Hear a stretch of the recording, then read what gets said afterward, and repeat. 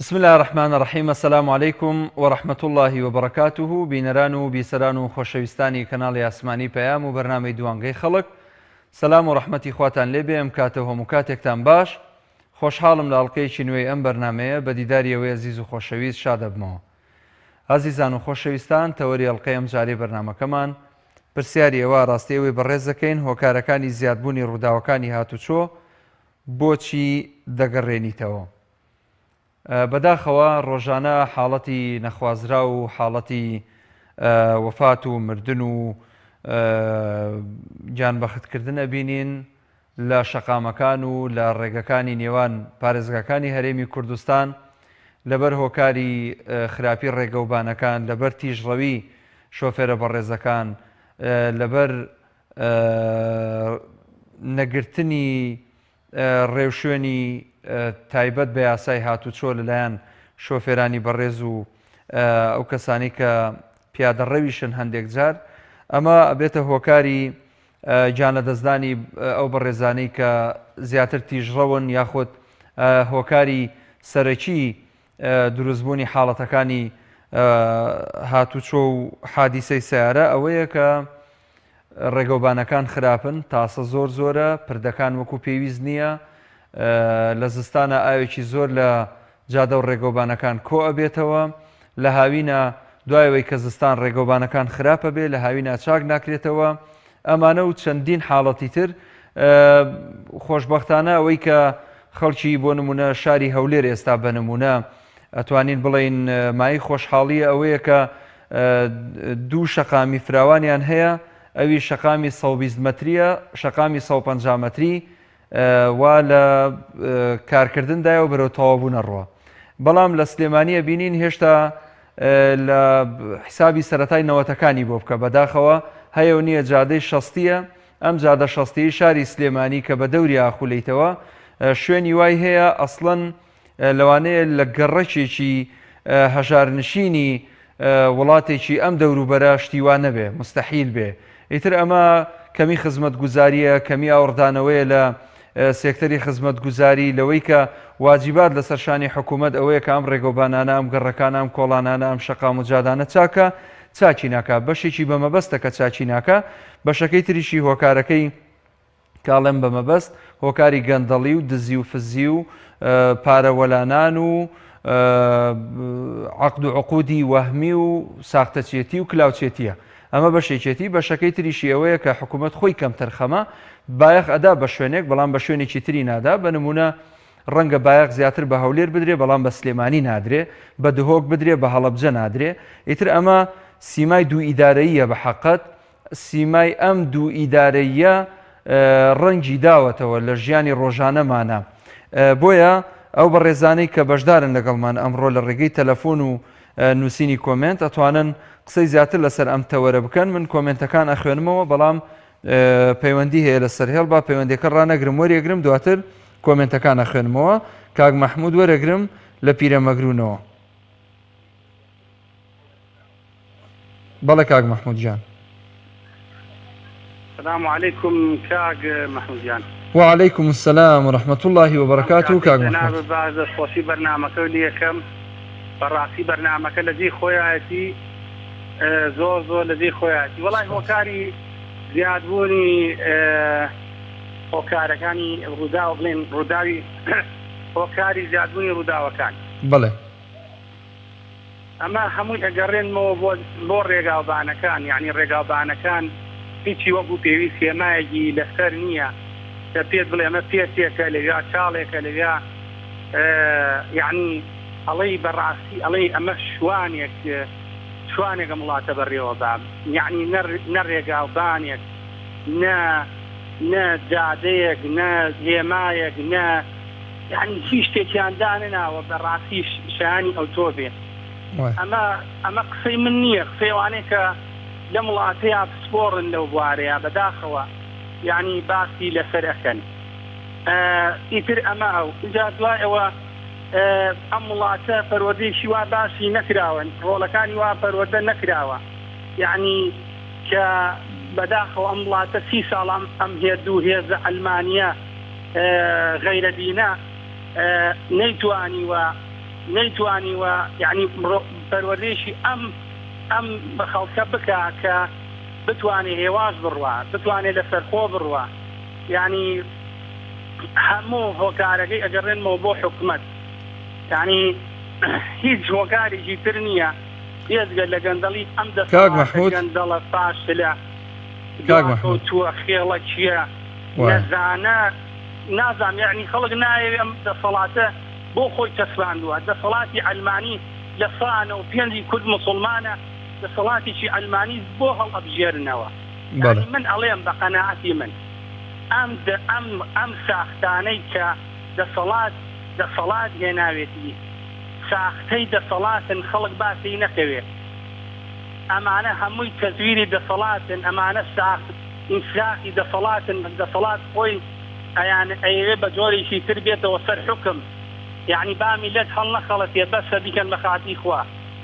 دەست و چاو خۆش بێ کاک مەحموود، زۆر سپاس دەکەم بۆ پەیوەندەکەت، تێبینەکانت لە جێ خۆیەتی.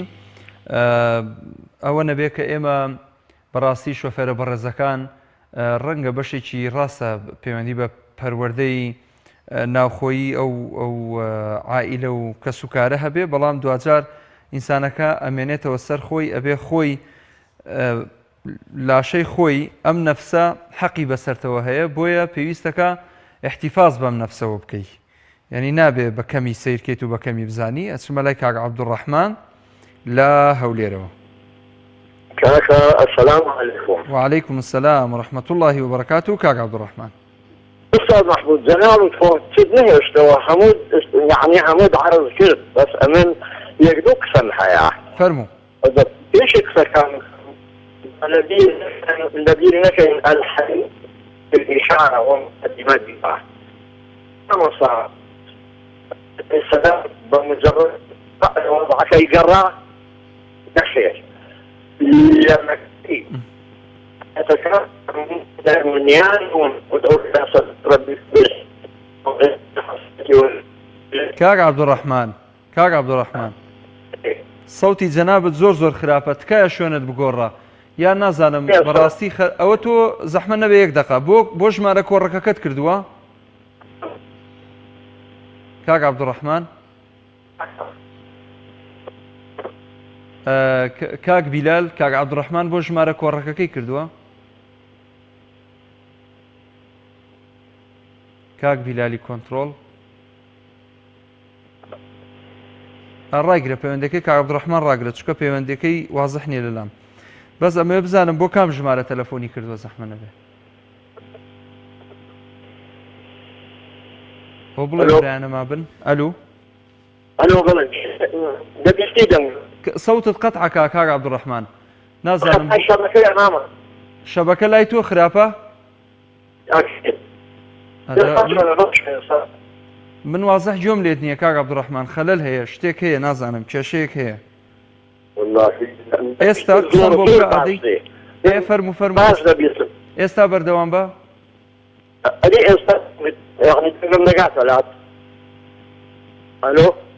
کاک عەبدوڕەحمان سپاس بۆ پەیوەندەکەت، وەڵام من هیچ گوێم لە تۆ نییە، داوای لێبوردنەکەم ئەگەر بۆ کام ژمارەت کردەوە بۆ عەکسی ئەو ژمارەیە بی کە بەڵکو شەبەکەی ئەویان باش بێ، دووبارەکەیتەوە بۆ ژمارەکەی تر، نەک بۆ ئەمە تکایە. سپاست دەکەم چونکە سەوتت وازەح نەبوو. سەوتی ینی تۆ لەسەر خەت ماوی کاک بیلال لێرەیت؟ ئاگات لە من نەبوو کاتە. باشە کاک مەحموود لە دهۆکەوە فەرموو. سەیدا مەحموود باشی، سپاس دەکەم جانەکەم. الحمدلله سلامتە. وەڵام مامۆستا هۆکاری ئەوێت هۆکارە زۆربوونی ڕۆداوەکانی ئۆتۆمبیلەکان ئەگەڕێتەوە لە کەمی فەهمی و بە کەمی زەوق و بە ئەخلاق، ئەسیاقەت فەن و زەوق و ئەخلاق وایە بەدەستەوە هەستی هۆکارەکان نییە، بە تایبەتی لە ناو گەنجەکاندا بەڵێ لە سایقی ئۆتۆمبیلەکان. ئەمە یەکەم. یعنی دووەمیان ئیعلام ڕازەهاندن ڕۆل نییە کە بۆ ڕۆلی فێرکردنی سیاقە و چۆن بە ئەخلاق و بە زەوق و بە فەن بەڵاو دەکەتەوە لە ناو تایبەتی لە ڕێز گەنجەکاندا بەڵێ و هەروها بەفەهمی دینی و ئاخەوتنمان لە قسەمان لە زانای ئاینەکان کە فێر دەکەن لە مزگەوتەکان فێر دەکەن بەخواستان کە سایقی بە حدود ئەسوڕێتەوە نە بە سورعە ئەسوڕێتەوە بە سورعە ئەسوڕێتەوە چونکو گوناه زۆر گەورەوە ئەوە ئینسان دەکوژێتەوە لە کاتی سورعەتکردن خێرایکردن لە ئیسڵام. بەڵێ مامۆستا بەڵێ دەست و چاوت خۆش بێ کاک مەحموود گەلێک سپاس بۆ پەیوەندیەکەت دەست خۆش ئەچمە لای کۆمنتەکان دیارە کاگڕێدین تەوێڵەیی نووسیوێتی کەم تەرخەمی حکوومەت لە دروستکردنی ڕێگاوبان و پابەندنەبوونی هاوڵاتیان بە یاساکانی هاتوچۆ. حەمید فەرهاد ئەڵێ یەکەم هۆکار تیژڕەویە دووەم خراپی ڕێگەوبان. ڕیما عەباس ئەڵێ خەڵک خەتای خۆیەتی زیاد لە حەد خێرا شۆفێری دەکا. محەممەد عەبدوڵڵا نووسیوێتی خێرایی لە ڕادەبەدەر و خراپی ڕێگەوبان. فاخیر برادۆستی ئەڵێ ناوشیاری بەشێکی شۆفێران و نەبوونی ڕێگەوبانی پێویست و ستاندار. بێساران مەتەسەم ئەڵێ پابەندنەبوون بە یاساکانی هاتوچۆ خراپی ڕێگەوبان. عەبدوڵڵا خۆشناوی ژەڵێ یەکەم خراپی ڕێگەوبان، دووەم زۆری ژمارەی ئۆتۆمبیل، سێ نزمە کوالیتی ئۆتۆمبیل، چوار نەبوونی سیستەمی نوێی مۆڵەت، پێنج نەبوونی ڕۆشنبیری شۆفێری، شەش بوونی سەرپێچی کاری چەکدار کە پێشێلی یاسا دەکات. پەری دەریا ئەڵێ خراپی ڕێگەوبانەکان پابەندنەبوونی یاساکانی هاتوچۆ کەم تەرخەمی شۆفێران و تیژڕەوی کەم تەحەمولی شۆفێران و تیژڕەوی. شان و عەبدوڵڵا ژەڵێ باش نەبوونی ڕێگەوبان و پابەندنەبوونی شۆفێران. محەممەد ساڵح ئەڵێ سەرکێشی شۆفێران و خراپی ڕێگەوبان. ئەحمەد یاسین نووسیوێتی بۆ نەبوونی ڕێگەوبان و بێپلانی حکوومەت. تاریق نامێق نووسیوێتی لایەنی دەرونی شۆفێر ئەوەندە لەسەر پێویستی ڕۆژانە زۆر بووە هەمووی لە ناخەوە بەرەو داڕوخان دەچێت. ئێحسان محەممەدی ژەڵێ زۆربەی ڕووداوەکانی هاتوچۆ دەگەڕێتەوە بۆ تیژڕەوی شۆفێران. ئەرسەلان عەزیزی ژەڵێ سەریعی و بێ ئاگایی شۆفێران و بەکارهێنانی مۆبایل. دیارام بەرنامەیە ئێستا ڕاستەوخۆ بۆ ئێوەی بەڕێز دەگوازرێتەوە لە تۆڕی کۆمەڵایەتی فەیسبوک.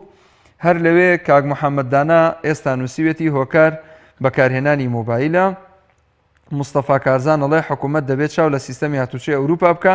من 3 ساڵە مۆڵەتی شۆفێریم هەیە لە ئەڵمانیا تا ئێستا تووشی هیچ کارەساتێک نەبووم لە ترسی سزا و لێسەندنەوەی مۆڵەتی شۆفێری و دانانی خاڵ لە ناو دۆسێکەم. هەندریان ڕفعەت ساردکی نووسیوێتی بیرنەکردنەوە لە مەرگی لە ناکاو. شکار خالیدیش ئەڵێ بەشی زۆری خەتای شۆفێرە چونکە تیژڕە و دەڕوات و مۆبایلی زۆر بەکاردێنن وەلێ جادەکانیش سەبەبن بەڵام پشتی شێر بۆ تیژڕەوی شۆفێرەکەیە. مستەفا عەفو مامۆستا شاخەوان نووسیوێتی ئەتوانم بڵێم هۆکارێکیان گەرمیە تایەتەقێن. جەنتەڵمەن نووسیوێتی کوا 200 ملیارەکە چیتان لێ کرد؟ نازانم گەیشتووە یان نەگەیشتووە، جارێ دڵنیانی لە گەیشتنی. دەنگی گریان نووسیوێتی بۆ بێنەبوونی تەرکیز و سەبر نەگرتن و نەبوونی ڕێگەوبانی چاک و کۆمەڵێک هۆکاری تر. 200 ملیارەکە گەیشتووە؟ مەرج نییە گەیشتبێت، لە گەیشت بێتیش باشە وتیان بەیان نیەگە لەساس. کێم لەگەڵە پەیوەندی؟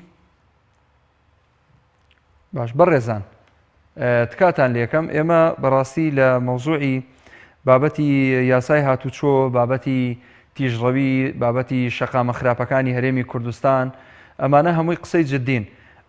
کۆمەڵێک لەو بەڕێزانە جاری وایە لە کۆمنت ئەبینم مەسەلەن نووسیویانە بەرنمەیەک لەم شێوەیە ڕەنگە ئەوەندەمان وتبێ سوودی نەبێ. جاری وا هەیە بەڕاستی حاڵەتێک لەو حاڵەتانە ئەخوازێ کە قسەیەکی جددی لەسەر بکەین کە قسەکەی لەسەرەکەین فعلەن گۆڕانکاریەک دروستە بێ. ئەگەر گۆڕانکارێکە بۆ خودی یەک کەسیش بێ، بۆ تەنها یەک نەفەر بێ، ئەو گۆڕانکاریە بەرەو حاڵەتی ئەرێنی و ئینسانە ببا بەکەمی مەزانن. چونکە بەڕاستی ئەمڕۆ ئێمە پێویستمان بە ئامۆژگاریە، پێویستمان بە نەسیحەتە، پێویستمان بەوەیە بزانین چی باشە و چی خراپە. ئەچمە لای کاک هەنگاو لە چۆمانەوە. السلام عليكم. وعليكم السلام ورحمة الله وبركاته. ڕێزم بۆ جەناب و هەموو کارمەندان و بینەران و ستافی بەڕێوەبەری کەناڵای پەیانی خۆشەویستی. سپاس بۆ جەنابەت، دەست و چاوی تۆش خۆش بێ ئەزیزی ئێمەی. سپاسانەکەی چاوی منێن. سەبارەت بەرنامەکە لەسەر ڕووداوی هات بەڵێ بڵێ. ئەم ڕێگاوانە کاگە مەحموودجان و هۆکار ئەوەیە یەکەمیان خراپی ڕێگاکان و سەختی ڕێگاکان و زۆربوونی کێسەکان وەدوەمیشیان کابەت نەبوونی کۆپێرە. ئێستا ئەمڕۆ لە ڕێگای سۆران تۆماندا نزیک گوندی ئۆمەراوە دیارەیەک خۆی کێشا بوو بە فرێلەیەکە پشتە پێشەوەی هەمووی هەڵوەری بوو. ئەم ڕێگایە یەکسایی دەکە لە سۆرانەوە دەستی ئاجۆمەرا بێمەسێ تۆمان ئاجۆمەرە یەکساییدا سەد لە زادەکەی دەگەڕێتەوە زەمانی هامستۆنی کە دروستکرایە ئەم ڕێگایە یەکساری کردیان لەسیدا کە لە دوای نەوەسیەکەوە کە ڕێگای بازرگانی دەگەت سوودی ئێران بەرچاوەتەوە ڕۆژانە سەرکی داهات لەم سوودە دەستەکەوی، بەڵام ئەم ڕێگایە بە ڕێگای مەرگ ناسراوە. هەتا ئێستا هیچ نەتیجایەکی بۆ ئەم ڕێگایە نەکراوە. ئەجا داوا دەکەین بەڕاستی ئەم ڕێگایە چارەسەر بکرێت. بەڵێ کاک مەحموودجان بەڕاستی ئەمە تەماشا دەکەین لە سەڵات ئێستیمان بە خزمەت جاری نادا، تەنیا لەبەر ژەوەندەکەوە کە دەبینین هەندێک شوێن کە نزیک لە خۆشیان هەمویان کردی کە دیسایی بوو بۆ ئەوەی لە بەرنامەکان پیشان دەبین ئەمە ئەو شەماتیان دیساییمان کرد نادام کە نەسیمان کرد ئێوە حەیبە لەبەرەوەی سەرۆک واتە فرێکار لەبەر دێکی خۆشەدا نەک دەسەڵاتێکی نەشناو دەبی خزمەتی میلەت بکەی بە سیاسەوە، دەبی میلەت بژێنی خۆراکی بۆ دابیکەن، دەبی خزمەتگوزاری بۆ دابیکەن، دەبی عەدالەت بکەن. کاک مەحموودجان دەبوو وڵاتە تۆ ببینە بزانێت چ پارەیەک بەهدەر دەبرێت، چ پارەیەک کاتە بە هەزاران دەکەوی سوودار دامەزرادەوە وکن لە هەرێمە دەبێت بڕۆن لەسەر لە ئێرانە پێیان گوتیما وکەی دێ لە هەرێم وەردەگری، دەفەر لە تورکیایە دێ وکەی لە هەرێم وەردەگری. کاک مەحموودجان زۆر خزمەتگوزاری ئەم خەڵکی ئەم کوردستانی کە ڕاپەڕین چۆن ئەم داهاتە لە پێراو خەڵکی کوردستانەوە سەرک نەکرێ لە خۆشی زەلانی خەڵکی کوردستان ئەمڕۆکانە لە برستان بندرێت. دەست خۆش کاک هەنگاو، سپاس بۆ جەنابیشت، سپاس بۆ پەیوەندیەکەت سەرکەوتووی برای من. ئەچمە لای کاک عەبدوڕەحمان لە هەولێر. دوباره السلام عليكم استاذ نازم سركوت بدي او پەیوەندیەکەیان. وعليكم السلام ورحمة الله وبركاته. فەرموو بەردەوام بە کاک عەبدوڕەحمان. زۆر سپاس دەکەم. رب إشارة من عبارة طبعا الإنسان العماد لدقاء وان تصديق المنطقة إمبراطورية الشيء لسردو أساس قوة المنطقة القوة الشيوات اللوزي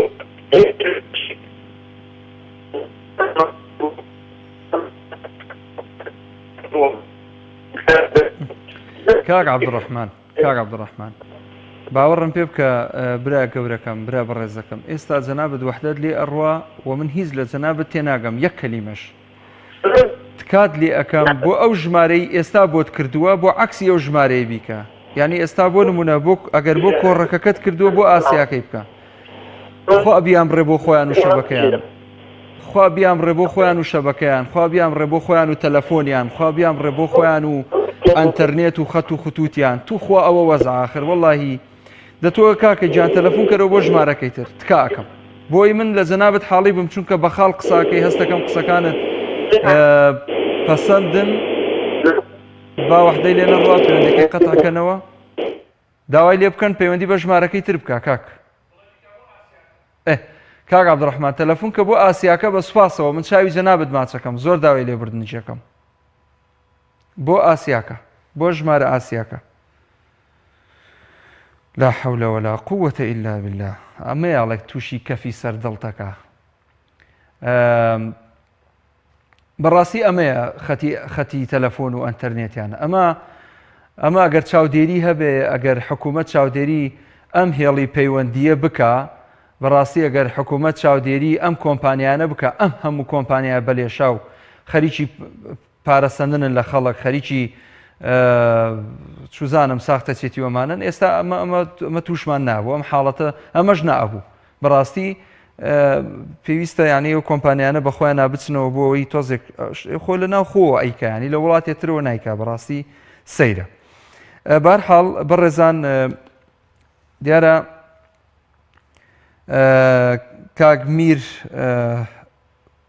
ئێف نووسیوێتی ئەتوانم بڵێم خەتای ڕێگەوبانە ڕەزا بازیان نووسیوێتی برا مۆڵەتی ئێستا کوا وەک جارانە ئێستا هەر بەڕێی ئەکەن بەڵێ بەڕاستی بەشێکی ئەو خەلەلەی کە هەیە گەنجە بەڕێزەکانمان کە ئەچن بۆ دەرهێنانی مۆڵەتی شۆفێری بەشێکی ڕەنگە بە چاوپۆشین بەڕێ بکرێ بەشێکی ڕەنگە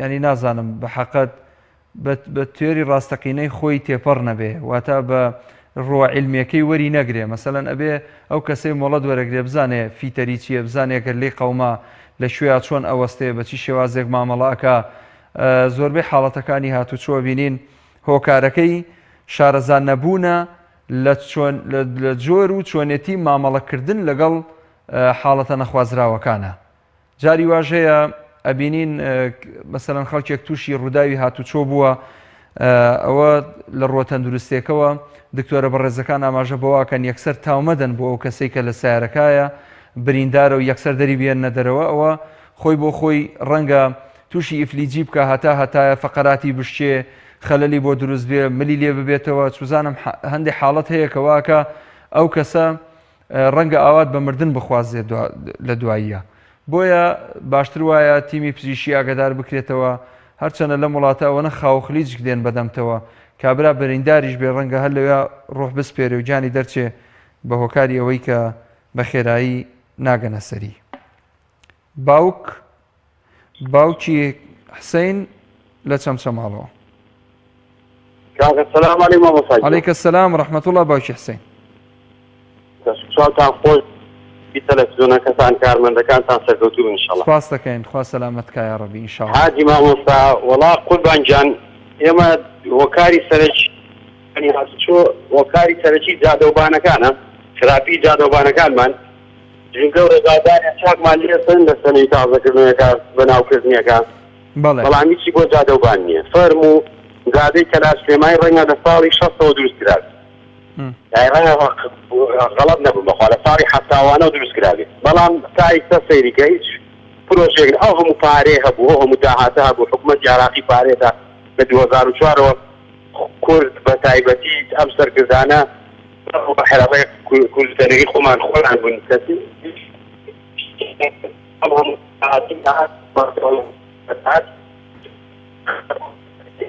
لەسەرەکرێت پەرلەمانتارە بەڕێزەکات لەسەرەکەن ئەم هەموو شتەش هەبوو مامۆستا کەسی هیچیان بۆ میلەتە نەکە چوار بەندانە نەکە خەڵک وارە چوونیا خەلکێ یعنی ئێمە تا من خەڵکە و منچخیان دەرەن پیش بۆ بەندایی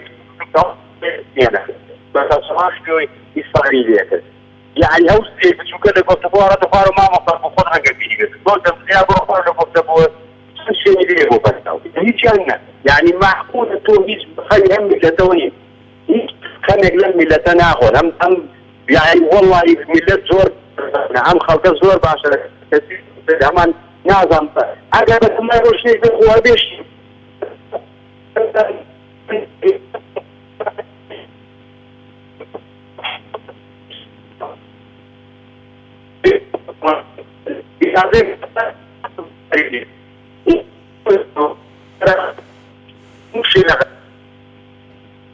باشە سێن سپاس بۆ پەیوەندێکە سەوتە زۆر بەخرا پێگاتە من ئەو خەتی کۆڕەکە داخەن تکایە با کەس پەیوەندی پێوە نەکا لەبەرەوەی شەبەکەکەی زۆر خراپە با تەنها ئاسیاکەی ئیشکالە ئێستەیە چونکە ئەو خەتە خراپە شەبەکەی باش نییە تر نازام هۆکارەکەی لای ئێمەیان لای ئەو کەسەوەی کە پەیوەندیەکە کاگرێوا لە سلێمانی وەرەگرم باید دەستخۆشیەوەتەوەرە لێگە مامۆستا جان سپاس دەکەم کاگرێوا بەڕێزی لە خزمەتە برای گەورەی من زۆر چند بە جوانی شتێکتان بۆ ڕوونکەمەوە ئەم دەعمی حادیسەی سیارە و ئاگرکەوتنەوە و کوشتن و بڕین و جەڵدە و نازام ئەمانە ئەمە پەیوەندی بە سایەقیوە نییە نە خەتای سایەقان نە خەتای جادەیە ئەمە من ئاگادارم خوای گەورە خۆی نزم بۆتەوە بۆ سەر ئەم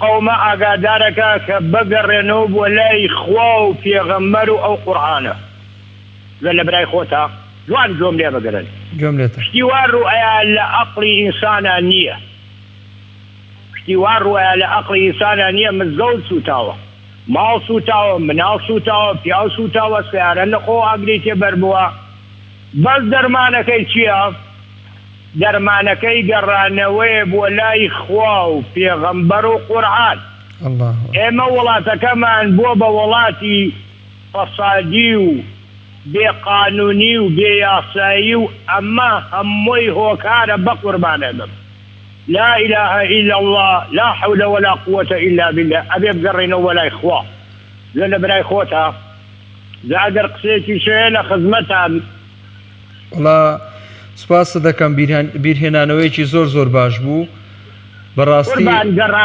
گەڕانەوە من دەمێکا هەوڵیان بەڕاستی دەستخۆش زۆر سپاس کاگڕێبوار بەڕاستی کە بۆ ئێوە بڵاوەکەمەوە هەتا ئێسەکەس ئێوە نەتانزانیوە بەو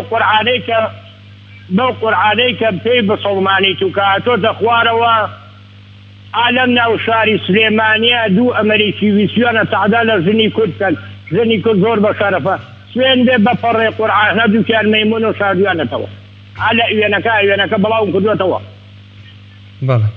بەڵێ دەستەکانت خۆش بێ کاک ڕێبوار خی گەورە فەرمێ خەتای سایەق و مایەق نییە مامۆستاگیان باشە وازەحە کاک ڕێبوارگیان دەستەکانت خۆش بێ خی گەورە فەرمێ فەذەکر فەئین الذیکرا تەنفع المؤمنین بیریان بخەرەوە چونکە بیرخستنەوە زۆر بەسوودە بۆ ئیمانداران سپاس بۆ جەنابیشت خوا لەگەڵ سپاسی پەیوەندەکە دەکەم ئەگەر پەیوەندی هەبێ کۆتا پەیوەندی وەرەگرم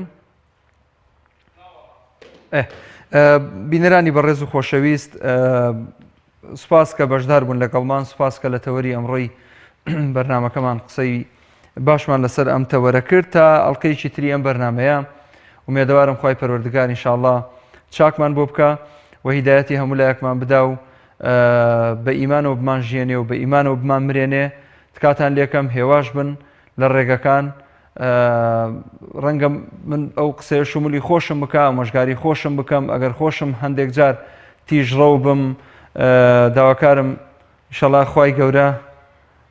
خوای گەورە ئینشاءالله بە حیکمەتەوە ئەو بەشەمان پێ ببەخشێ لە کاتی شۆفێریکردنە ئاگامان لە خۆ بێ شەیتان زاڵ نەبێ بەسەرمانە و بتوانین مەرجەکانی نەفسی بەدکار زاڵ نەبێ بەسەرمانە مەرجەکانی یاسای هاتوچۆ وەکو خۆی جێبەجێ بکەین. دەی سپاس بۆ هاوکارانم تا ئەڵقەیەکی ترێن بەرنامێ بەخواتان ئەسپێرم. ئەسەلام عەلەیکوم وەڕەحمەتوڵڵاهی وەبەرەکاتوه.